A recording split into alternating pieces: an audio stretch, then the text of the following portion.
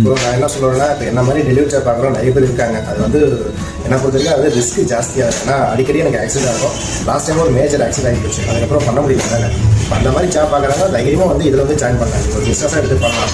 கண்டிப்பாக அடுத்த ஸ்டேஜுக்கு நீங்கள் போவீங்க இது எடுத்து பண்ணிங்கன்னா. சரி, என் பேர் வீரகண்டன். நான் சென்னை பல்லாவரத்துலேருந்து வரேன். முன்னாடி நான் டெலிவரி சார்ஜ் தான் பார்த்துட்டு இருந்தேன். அதில் வந்து ஒரு பெரிய மேஜர் ஆக்சிடென்ட் ஆகிடுச்சு எனக்கு. சரி, ஒரு பிஸ்னஸாக பண்ணலாம் அப்படின்னு சொல்லிட்டு ஒரு சாரோட ஸ்பீச் யூடியூப்பில் பார்க்கும்போது ரொம்ப இன்ஸ்பிரேஷன் இருந்தது. அப்புறம் நேரில் வந்து பேசினேன் சார்கிட்ட. எனக்கு ஃபுல் கான்ஃபிடென்ட் வந்தது.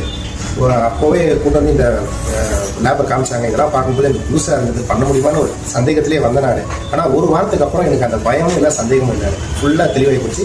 இப்போது நான் இந்த அளவுக்கு இருக்கான்றது என்னால் நம்ப முடியல. அந்தளவுக்கு நல்லா பண்ணி கொடுத்தாரு சார். நான் 3 வருஷமாக டெலிவரி சாப்பிட்றேன். அடுத்த ஸ்டேஜுக்கு போக முடியல லைஃப்பில். எதுவுமே எனக்கு தெரியாதுங்க. பிளைண்டாக வந்து நான் 12th தான் படிச்சிருக்கேன். எனக்கு இங்கிலீஷ் ஓரளவுக்கு தெரியும். அவ்வளோதான்.